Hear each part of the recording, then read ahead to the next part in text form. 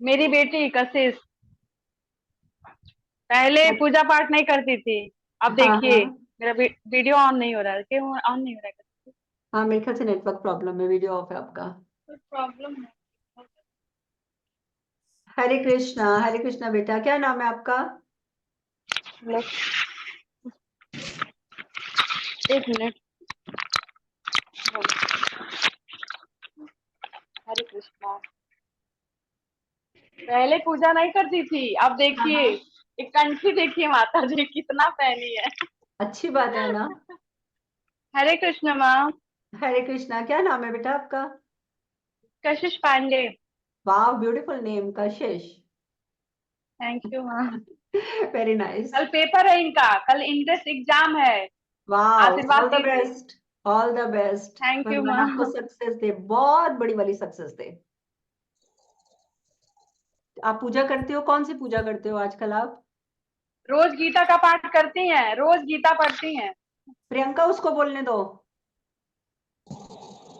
पहले तो सुबह उठ के कान्हा जी को मतलब नहलाना, उनका मतलब सारा करना, उसके बाद से मतलब सब करने के बाद फिर गीता का एक पाठ कंप्लीट करने के बाद और कुछ मंत्र वगैरह जाप करते हैं, उसके बाद फिर उठते हैं। Very nice. Very nice. आप अपनी ग्रोथ के लिए एक काम और करो, और ये मैं सभी के लिए बोल रही हूँ कि जब आप मंत्र का जाप करो या गीता जी का जाप करो, पाठ करो, ठीक है, कुछ भी करो, कोशिश करो कि अपनी सांसों को जोड़ के करो उसके साथ। आप देखोगे कि आपकी फोकस जो है, कंसंट्रेशन फोकस जो है, वो बहुत बढ़ जाएगा, और आप अपने स्कूल में भी टॉप करोगे। ठीक है। ओके। तो जैसे सपोज आप गीता जी का एक श्लोक पढ़ रहे हो, फॉर एग्जाम्पल अगर आप पढ़ रहे हो यदा यदा ही धर्मस्य, तो आपने सांस ली अंदर ही अंदर, और अंदर ही अंदर आपने फिर उसको बोला यदा, ये रोक ली सांस को, फिर आप जितना मंत्र बोल सकते हो बोलो। ठीक है। जब आपको लगे कि आपसे नहीं रुक रही, सांस को छोड़ दो, छोड़ने के बाद फिर से रोको, बाकी मंत्र वहां कंप्लीट कर लो। सांसों करते को हैं छोड़ ऐसा ही। ऐसे ही करते हो, ये बहुत अच्छी बात है, मम्मा ने हाँ। सिखाया होगा आपकी, आपकी मम्मा इंटेलिजेंट है। तो हाँ। एक दिन कान्हा जी तो को सुलाई आप नहीं ऐसे थी, कान्हा करो, जी सारे सपने में एक बच्चों को थप्पड़ करना मारे थे। चाहिए। क्या? अरे तो मेरा वो था ना, हम कैसे सुलाते, साफ नहीं थे। हाँ तो अच्छी बात है, सांस के साथ जोड़ के करो, आपको खुद ही फर्क पड़ेगा। हम्म। ठीक है। और किसी का पहले कोई प्रश्न है तो आप पूछ लो, फिर हम आगे चर्चा शुरू करते हैं कोई। ठीक है, हरे कृष्ण माँ। हरे दीदी मेरा कृष्णा दो बेटा, गॉड प्रश्न है। Bless you. God bless you बेटा। हाँ बोलो तपस। दीदी लास्ट मीटिंग के बाद मैंने ये नोटिस किया कि मैं 20 मिनट तक सुखासन में बैठ सकता हूँ, उसके आगे मुझे हिलना पड़ता है, क्योंकि आपने पहले मीटिंग में हमने कुछ कुछ अपने को डांटा था हम्म। कि ज्यादा हिल रहा हूँ हम। तो हाँ मैंने हाँ। नोटिस किया कि 20 मिनट तक मैं बैठ सकता हूँ नॉर्मली, फिर उसके बाद हम्म। मुझे हिलना पड़ता है, क्योंकि पेट के पीछे वो जो स्पाइनल कॉर्ड है वहां पे बहुत दर्द होता है, तो हाँ थोड़ा हाँ। झुकना पड़ता है या पीछे होना पड़ता है, थोड़ा मुड़ना पड़ता है ऐसा। हम्म। तो इसको आगे कैसे लेके जाए? देखो, सीधी सी बात है कि अगर आप स्पिरिचुअल ग्रोथ चाहते हो ना, तो सबसे पहले तो आपको अपने शरीर को स्ट्रॉन्ग करना पड़ेगा। इसका अर्थ तो साफ सीधा सीधा यही है कि आपकी जो फिजिकल बॉडी है उसमें स्ट्रेंथ नहीं है। तो उसके लिए आपको स्पाइन की एक्सरसाइज तो रोज करनी पड़ेगी, क्योंकि जब तक आप स्पाइन की एक्सरसाइज नहीं करोगे आप बैठ नहीं सकते। तो इसीलिए कहा जाता है अष्टांग योग, महादेव क्यों बोलते हैं करने के लिए? इसीलिए बोलते हैं ना कि अष्टांग योग जब करते हैं हम, ठीक है बाकी सारी हम धारणाएं नहीं करेंगे, 8 के 8 हम उसके भागों को नहीं कर सकते अष्टांग योग के, लेकिन कम से कम पहले के 4 पार्ट तो करने पड़ेंगे ना, नम यम नियम और प्राणायाम और आसन। ठीक है, लेकिन इसके बाद अगर आप चाहो तो पांचवा धारणा भी कर सकते हो। पर बेसिकली आपको पहले के जो 4 पार्ट हैं, जब हम इसको यम नियम बोलते हैं तो दैट मीन्स कि अपनी लाइफ को आपने कैसे जीना है, सुबह कितने बजे उठना है, कितने बजे सोना है, रात को क्या खाना है क्या नहीं खाना है, ये सब चीजें आपकी यम नियम में आ जाएगी। और उसके बाद प्राणायाम और आसन, जब तक ये 2 चीजें आप बीच में इंक्लूड नहीं करोगे, ठीक है, तब तक आपकी आध्यात्मिक प्रगति धीरे होगी, ये याद रखना। अगर आध्यात्मिक प्रगति आप चाहते हो कि आपकी जल्दी हो, तो उसके लिए बहुत जरूरी है। तो आप तब बस जब तक आप ये चीजें स्टार्ट नहीं करोगे तो ये दिक्कत आएगी। ठीक है। अ, मुझे आसन करना है तो जैसे सूर्य प्रणाम, ऐसा तो कर रहा हूँ मैं, लेकिन अभी थोड़ा कुछ दिन बाद पहले मेरा गॉल ब्लैडर ऑपरेशन हुआ, तो उसमें बहुत बड़ा पथरी था, तो वो मैंने ऑपरेशन करवाया। तो ज्यादा तो स्ट्रेस नहीं दे पाएंगे पेट में, अभी डॉक्टर ने मना किया है। किस जगह का ऑपरेशन किया उन्होंने? माइक्रो सर्जरी किया गॉल ब्लैडर का। अच्छा, गॉल ब्लेडर का। ओके, तो ठीक है, आप गॉल ब्लेडर पे आप ज्यादा स्ट्रेस नहीं दे सकते, लेकिन आप बाकी एक्सरसाइजेस तो करो। और अगर बाकी एक्सरसाइजेस भी आपको लगता है नहीं कर सकते, तो कुर्सी पर बैठ के कम से कम सूक्ष्म क्रियाएं करो।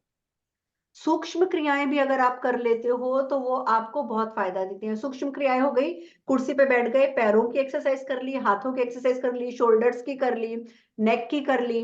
ठीक है, तो ये वाली एक्सरसाइज को हम्म, सूक्ष्म क्रियाओं में आती है। आप रोज वो करो अभी फिलहाल, और प्राणायाम का टाइम ज्यादा बढ़ा दो। ठीक है। ठीक है। और एक बात दीदी, रात में जब मैंने खाना खा के मैं सोने जाता हूँ, तो तब मैं वज्रासन में बैठता हूँ अभी कुछ दिन से। तो वज्रासन में मैं 20 मिनट तक बैठ सकता हूँ। कौन से आसन में? वज्रा वज्रासन। वज्रासन में। ओके, वज्रासन में, हाँ तो ठीक है, 20 मिनट बहुत है। हाँ, लेकिन वो समय मैं ओम चैंटिंग, दरअसल मैं ओम चैंटिंग हेडफोन लगा के करता हूँ, लेकिन मुझे लगता है ये आपको पूछना था कि उस समय के हम प्राणायाम कर सकते हैं चक्र मेडिटेशन के लिए, देखो, जैसे चक्र मेडिटेशन के लिए तम प्राणायाम बम में नहीं बम। बोलूँ, खाना खाने के बाद नहीं।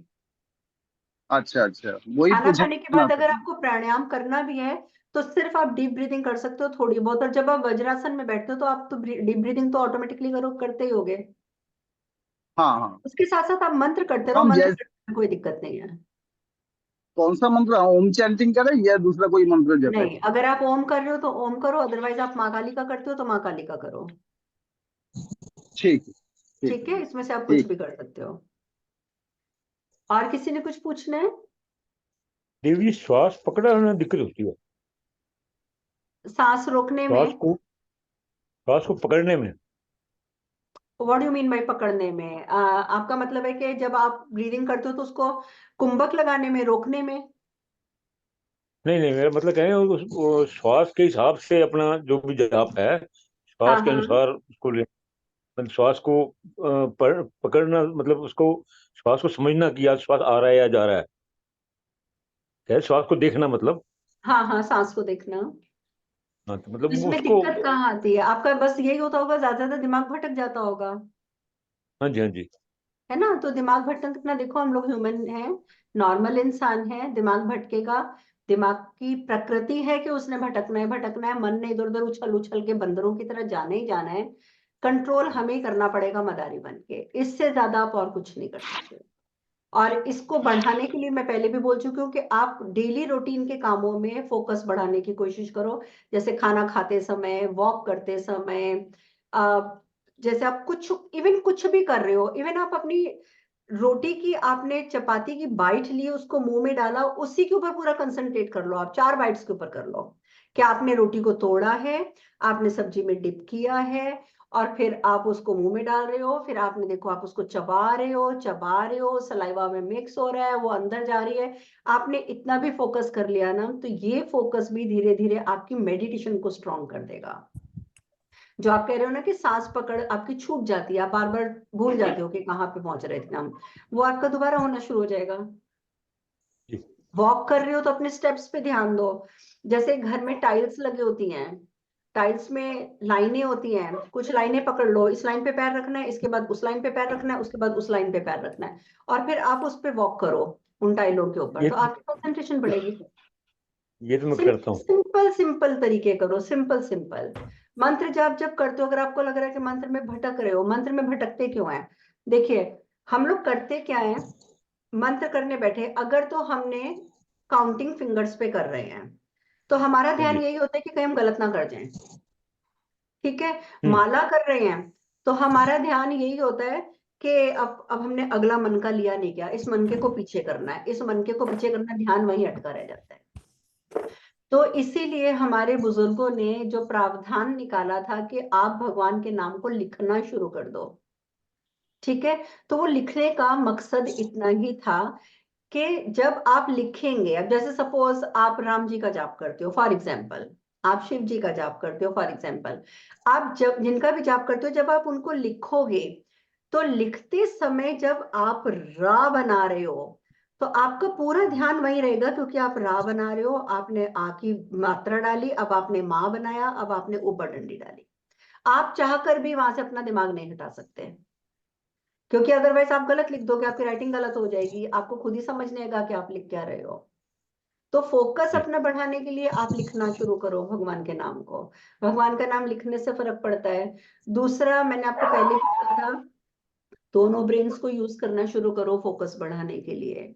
यानी कि अगर आप एक रफ पेपर ले लो, रफ कॉपी ले लो, रफ कॉपी में आपने लिखा राम फॉर एग्जाम्पल, मैं ये नहीं कह रही कि आपने राम ही लिखना है, आप जिन भी स्वरूप की आराधना करते हैं आप उनका नाम लिखिए। आपने लिख दिया राम, तो जब आपने राइट हैंड से राम लिखा तो आपको लेफ्ट हैंड से भी राम लिखना है।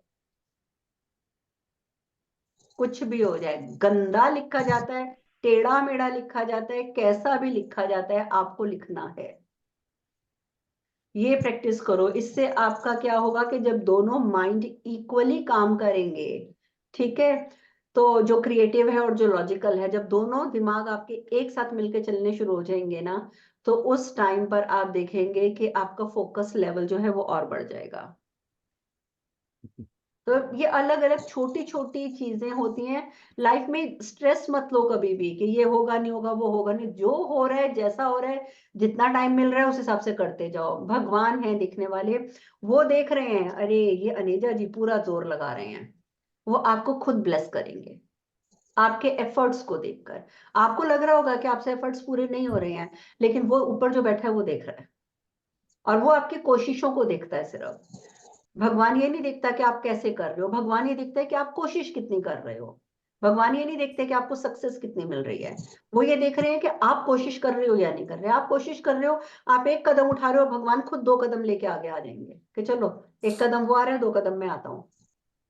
तो this is the rule of spirituality, this is the rule of religion as well. आप चाहे धार्मिक तरीके से सोचें, चाहे आप स्पिरिचुअल आध्यात्मिक तरीके से सोचें, भगवान सपोर्ट करते हैं, बस आपको 1 कदम उठाने की देर है। इतना आपको मैं देखो सरप्राइजिंग चीज बताती हूँ। एक मैं, एक तो वीडियो सब लोग मांगते हैं ना, मुझे छोटी वीडियो बनानी पड़ती है इसलिए